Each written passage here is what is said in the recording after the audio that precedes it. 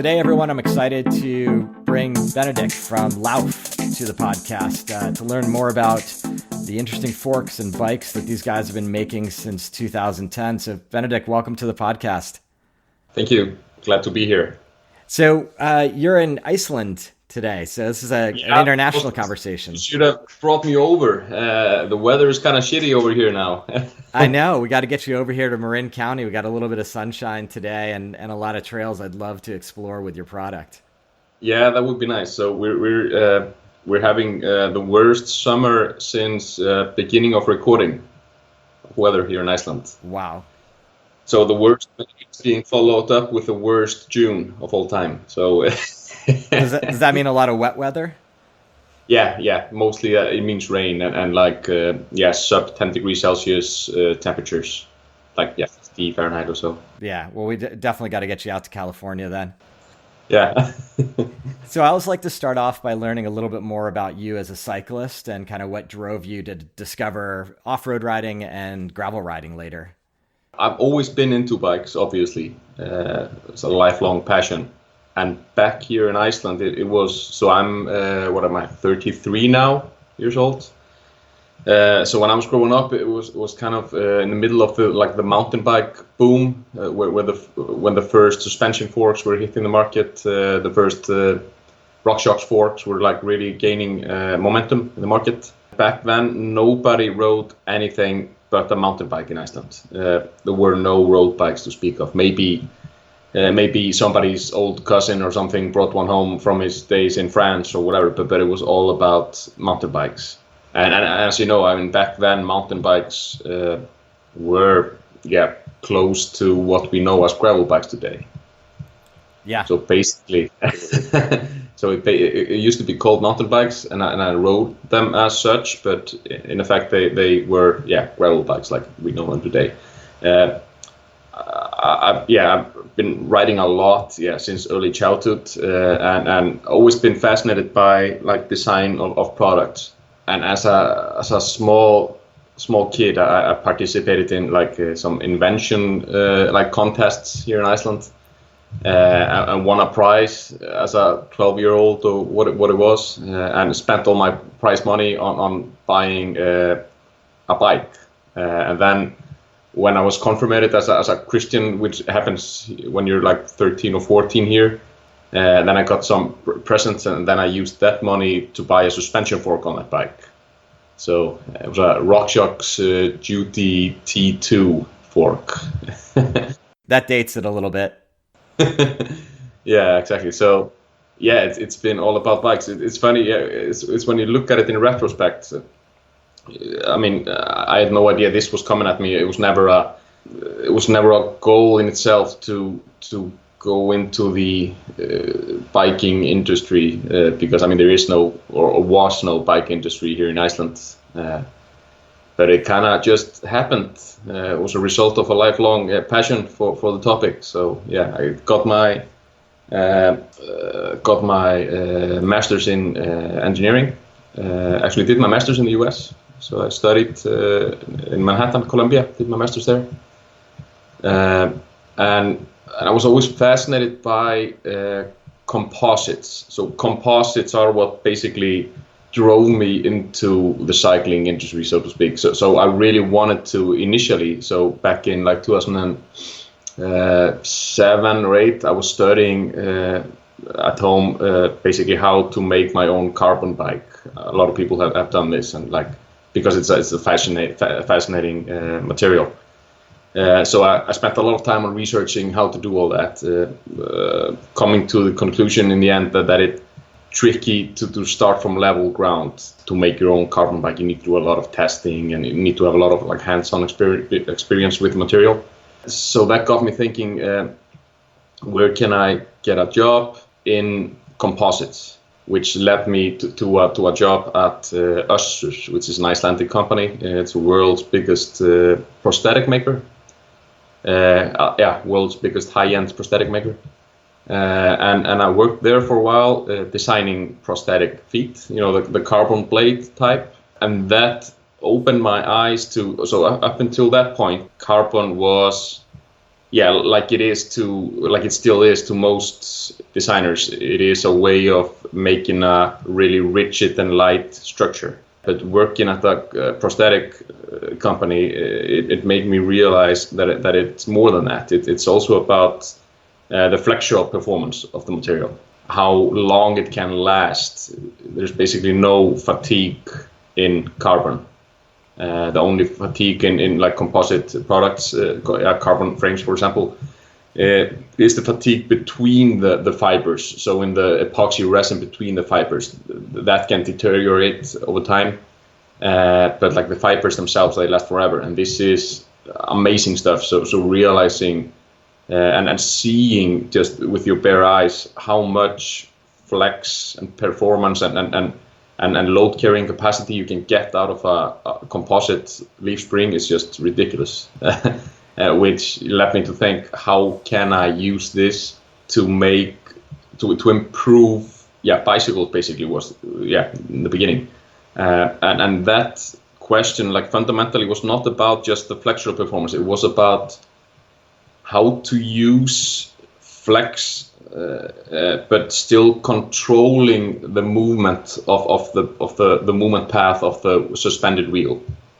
Because as you know, when you have suspended, or no, not suspended, but like forgiving forks, let's say really old steel, like curved forks, you can only take that concept so far. If you make them like really, really thin and make them stretch far to the front, they become way too noodly. It's just you have no lateral support or front and back support in the structure. So that was like the key problem I was trying to address: how to tie things together to control the flex, basically. And that's the Lauf fork is the result of that. And were you able to prototype that locally in Iceland? Yeah. I wish this was a video show, then I could show you show you our first prototype. But it was a crazy looking prototype made out of like aluminum U profile beams, and it weighed like what was it, 15 pounds or so, just the fork. Wow. It was a crazy thing. But obviously it was not about achieving low weight at that point. It was just about proving that the suspension would be guided properly and it would behave normally, so to speak, and how it would respond to brake forces and stuff like that.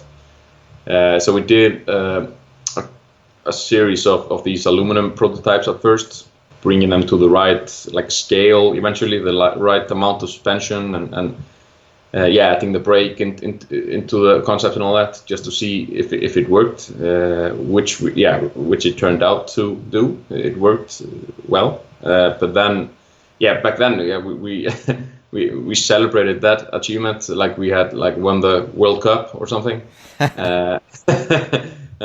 What we didn't realize then is that was just like a fraction of the task I had to make something that works. And now it's a matter of producing it and marketing it and finding the right application for it, and et cetera, et cetera, et cetera. And that has been, So we made these first prototypes back in 2011, late 2011. So ever since we've been working on bringing it to the market and more and more, basically. Yeah, as I mentioned to you, I had seen a Lauf fork probably back in 2012, 2013 here in San Francisco, and I was intrigued by it. The riding around here, a lot of fire roads, stuff that you don't really need a lot of beefy suspension for. So on a hardtail 29er, which is where I saw the fork, it just made a ton of sense. And for someone like myself who doesn't go uphill that quickly, having the weight advantages was really intriguing for me. And I'd never seen anything like it. And I know the gentleman who wrote it thought a lot about his equipment. So I remained intrigued by it. Never pulled the trigger on the mountain bike side, but as I got into the gravel market and saw your products kind of evolve into that field as well, the same light bulbs went off. So I'm curious to hear your perspective about when you started to see the influence of the gravel market and you started to see the application of your fork there. It's a fun question because in a way it has always been about gravel bikes for us. It just weren't called gravel bikes back in the days. And this was really tricky with the mountain bike fork because what we had then was and still have, although we've updated the mountain bike fork substantially since way back in 2012. So that version is way improved now in the latest versions. But it's another story. Back then, we basically had the gravel fork for mountain bikes, as some people saw it, and this was a common misconception in the US, basically that this was a fork that you put on a mountain bike and then do like gnarly, nasty, like aggressive cross-country riding or all mountain riding. But they've never been about that. They've been more about. So we're from Iceland, like you said in the presentation. So back here, like the benchmark race we have is called the Blue Lagoon Challenge, and it's a cross country, like an old style cross country race, and it's not super technical, but it has like coarse surfaces, coarse gravel roads. So that is the type of riding that the fork was initially made for, basically turning mountain bikes into fast gravel bikes. But the problem we had there was that it was a tricky thing to explain because we were, in a way, you could say that we were trying to invent gravel bikes. Yeah, you absolutely were. I mean, I think if you think about the trends in mountain biking in that era, you were actually going the wrong direction. People were going greater and greater travel, talking about different categories like trail bikes and enduro bikes. And here you are addressing a problem that, most people weren't perceiving for mountain bikes specifically. Exactly. So we were kind of, when people were asking for more, we were giving them less, which was a kind of weird situation. And often, I mean, we always thought that we're doing the right thing, but it wasn't like at the right time and it didn't have the right market fit. Back then, like 2012, 13, 14, I often visited some trail centers in the US where I rode everything like easily on my hardtail with a Lauf fork, and it was super nice. And overtaking guys on massive all mountain bikes on like buffed single tracks. So people are. They often have too big bikes. The bikes are way too big for what people ride. But I mean, but if people wanna get those bikes, then it's up to them. I mean, it's not saying that it's worse, but it's it probably would have continued to be an uphill struggle to convince people that fork met their needs. So the situation now is the opposite, basically. Now we're in the position of offering people more in the gravel segment, which is kind of.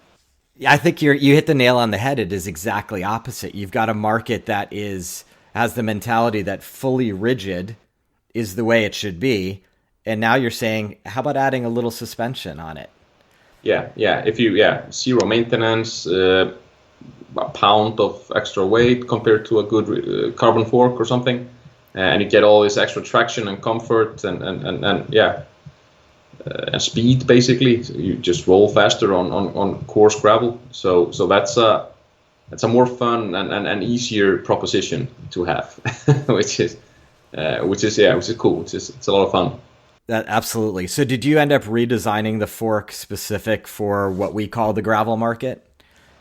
So it took us a while to decide on how much give to have in the fork. So we ended up with these 30 millimeters of travel. So I mean, and going down from the 60 millimeters that we had on our mountain bike forks. And it took a while to come to that conclusion, because when you ride our gravel forks, you don't really notice anything happening anymore. So that's the difference between the 30 and the 60. So on the 30, you don't feel it moving, and at first you might think like, well, this isn't doing anything for me. It's not until you go and compare it to a rigid bike then you're like, wow, this is a world of a difference. So that was what we were after with a gravel fork, to make it subtle enough so it wouldn't bother you, but still that you would feel a massive difference to a rigid fork. So we're trying to maintain all the benefits of a rigid fork setup, but just giving you more benefits, as opposed to when you have like a traditional suspension fork, then you inevitably have to accept a lot of like downsides. So we want to like get past those. Basically, that was the idea. So a couple questions come to mind for me. When you bring the fork on the road on a gravel bike, so you're on a more mixed terrain where you've got road and off-road sections, how does it feel? And, where's the performance lag, which presumably there's some in there when you hit the roads? When you're on tarmac or smoother roads, obviously there is less need for it. Obviously, then it just acts as a lifesaver when you hit a pothole maybe, or if you're riding on poor tarmac like we have here in Iceland, then it does a lot for you because it can take that high frequency buzz. It can really effectively remove that from you, and not in the way that some like frame manufacturers talk about, that the layup of the frame or something removes something with black box technology. It actually you can ride next to one riding a Lauf fork on tarmac, and you can see it like it's like a bee, but it's buzzing like a bee there, the blades. But then again, obviously, like you say, when it becomes smoother and smoother and smoother, you have less and less need for the fork. So eventually, you will always have downsides of the additional pound of weight, and it's going to be less aero as well than your typical road bike, obviously. But in our design, we try to minimize those downsides. So unless you are like aiming for podium placements in road races, it should absolutely not bother you when used as a road bike. That's the intention. Yeah, it makes sense. So let's talk about the performance benefits when we get off-road. Yeah, so off-road, some purists they like to say that you can just run a wider tire and deflate it a bit, and then you get the same performance or something. But the key here is that you can run a higher pressure. Okay, or turn it around. You can only drop the pressure so far before you mess things up. Before it's just too much rolling resistance and too much risk of a puncture or hitting the rim or snake bite if you have a tube. So you can only take that comfort so far. When the hits become slightly bigger, you benefit a lot from having the extra 30 millimeters from the fork. This was so it was pretty cool. I just came back from the Dirty Kansa. So four of us here from the office in Iceland, we flew over to Kansas and did the race. Awesome. And it was awesome to do it. I don't know. Have you done it? I haven't. I've read about it, and we've had a number of guests on the podcast who have raced there. It looks amazing, and I know the community out there. It's definitely on my list of things to do. Yeah, like all gravel riders should have it on their list. I think it's a really cool event and nicely organized as well. So it's everything fun around it and everything cool atmosphere. But I was saying it was really cool to see in the race there the difference the fork made on the descents. I was amazed myself, because usually back here I'm just riding by myself or with the guys from the office around the city here. But like on the descents and like next to rigid gravel bikes, like similar tires and everything, but just not with the fork and not with our like long geometry either. I was literally flying past people. I was amazed. I was just like, get out of my way. And I'm not the fastest descenter usually. That was a different story now. Yeah. Have you, I know you guys are engaged with a number of athletes who probably have done Dirty Kansa on multiple occasions. Have you talked to them specifically about their experiences without the Lauf fork and with the Lauf fork and how they felt afterwards?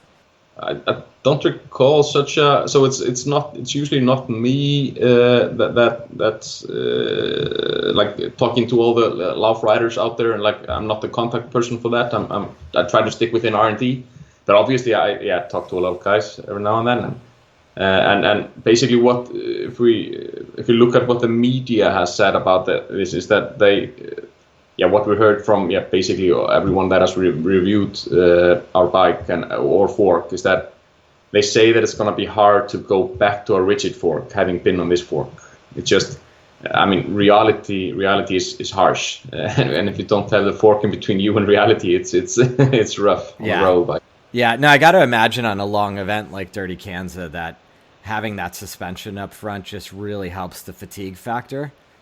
Yeah, it definitely does. Yeah, and I mean, I imagine that's going to be an important segment for the product. Someone who really is focused on that type of racing, or someone who spends a lot of time off road versus mixed terrain, I think is going to be an ideal customer for you.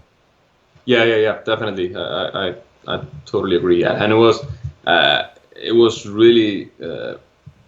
I was really glad to see at the Dirty Kansas. It was fulfilling to see how many people were riding our forks. I was amazed. I mean, I know. I mean, we sell these forks like every month. They go out all these forks, but it's just to see them, see all these riders on our product that we like cooked up in a garage in Reykjavik in Iceland like 8 years ago or whatever it was, or 6 years ago. It's just it was amazing. So I was estimating like around where I was riding in the race, it was like between 1 out of 10 or 1 out of 20 riders were on our fork, which was 5 to 10%. It's just that must have been an amazing feeling. Absolutely. Yeah, it was. I mean, even if it would all stop here and I'll just go design conveyor belts for food processing machines or whatever. I mean, I would be pretty fulfilled having just seen this. It was awesome. So then last year, you guys also made a huge leap in introducing your own bikes and frame sets. Yeah, that was actually that was not planned. It only came up basically, this idea 1 year earlier. This was not the original plan, but it just turned out to be the next logical step for us, as we had been getting so good reviews on the fork, but still always having the battle of we had to make a fork that was compatible with so many different frames, so many different standards, and so many different geometries, because the frame geometry is really important. Like the frame geometry you combine with the function of the fork, it makes a big difference. You need to have the right geometry for it. So it was kind of frustrating not being able to control the whole picture. And we have been riding all the major gravel bikes basically. We had them ourselves or had ridden them at bike shows or whatever.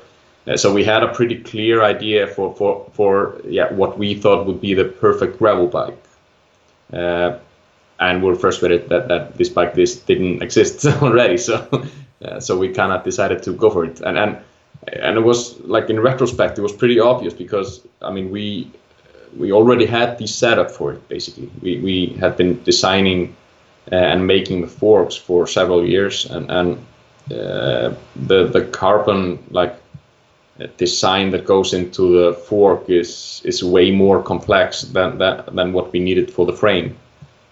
So it was easy in comparison, I would say, because we had already done all the groundwork.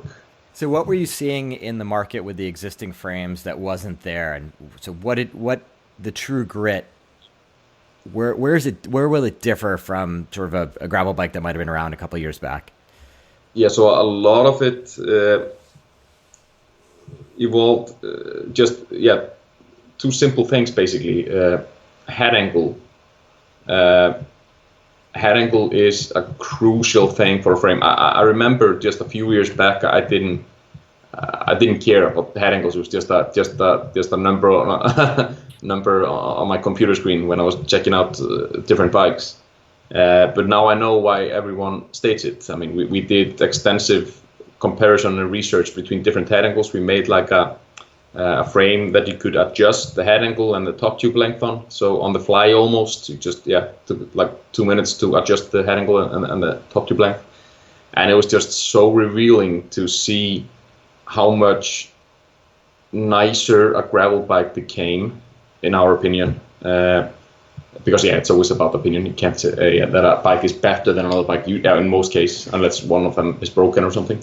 But it's so to have the slacker head angle that we have. So it's probably around 1 degree slacker than you see on most other gravel bikes. And this makes a huge difference. The bike becomes so much more stable, nicer to live with, so much nicer to live with in gravel riding. Because what we had seen is that people basically were taking road bikes and cramming gravel tires onto them, and often even boasting about maintaining the road bike geometry. Which isn't the way to go about it, we think, because on a gravel bike you need a more stable geometry. On fast descents, you don't want to have the front tire underneath you. You want to have it a little bit in front of you, and you want to have more trail on your bike. So the head angle, and to combine it with a long top tube, this is the key to how our bike behaves. There are a lot of details, obviously, but this is the key. And when we combine a slack head angle, which gives stable handling, combine it with a long top tube, the long top tube gives it back the agility that you lose out on when you give it a slack head angle. Because a long top tube means that you fit a short stem on your bike. I mean, people know all this from mountain bikes already. So we're not discovering anything new here. You're just applying what we already know from mountain bikes to gravel bikes, basically.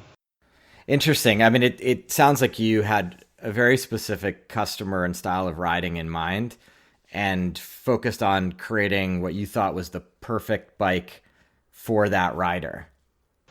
Yeah, so we wanted to also, to us, too often we think fast bikes are fast bikes, meaning the rider has an aggressive fit on fast bikes. That's mostly what distinguishes them. Usually those bikes, they have sketchy handling, basically, or steep head angles, and like we feel almost nervous. So we wanted to give the unique combination of a stable chassis underneath you, a fast riding position for the rider. So you can go into your aggressive road positioning bike. So it's intended to be a fast bike. But we wanted to get the stability that is usually only being applied to touring bikes or similar. So why not have both? That was the fundamental thinking behind the bike. Yeah, I think it's really interesting as new riders come into the sport. There's a philosophy you have to have, a personal philosophy about what your intention is.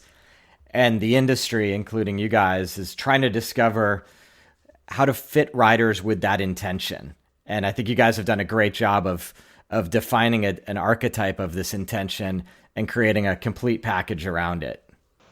Yeah, I mean, like you were saying here earlier, gravel bikes, it's such a wide segment.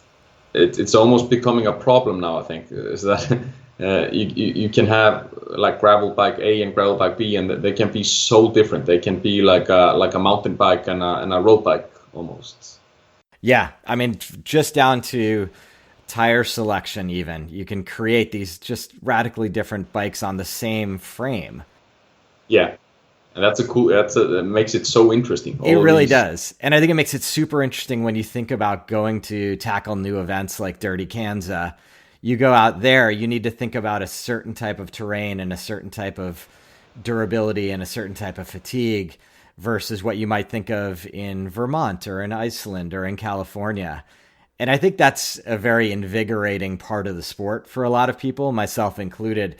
I like going out there and trying new things. It reminds me of those early days of mountain biking you were describing where you just didn't know. You didn't know if you had the right equipment. You had no idea what the terrain was going to hold. And yes, you know what? Nobody knows. That's the So I mean, we're all lost. I mean, it keeps changing. I mean, yeah, conditions they vary, and your fitness varies and everything. So the fit of your bike, you need to change that, and you need to go with these tires for this race, and those tires for that race. It's fun. It's not like a traditional road bike where it's mostly just you have one setup and you just ride it. Yeah. Exactly. Well, I think that's why we're all here. That's why the listeners are listening. This has been a great conversation. I appreciate all the time. If people want to learn more about the fork and about the frames, where should they find you? Where's a good place to get information? Google. Lauf fork or Lauf True Grit. It's the name of our bike, Lauf True Grit. I would look that up. Then you can find probably a bunch of reviews and stuff. I mean, I can also point you to our own website, but I mean it's a biased media though. I'll put all the links in the podcast notes so people will know how to find you. You do have some very interesting videos on the website that are just informative in greater detail, per this conversation about what your philosophy was, how the fork works, what are the different considerations. So again, thanks so much for the time. It's been great to get to know you guys a little bit better, and I look forward to seeing more of your products out on the road. Thank you so much, and I'm still awaiting on your invitation to California. You got it. Anytime. Yeah. Thanks, Benedikt. Thank you.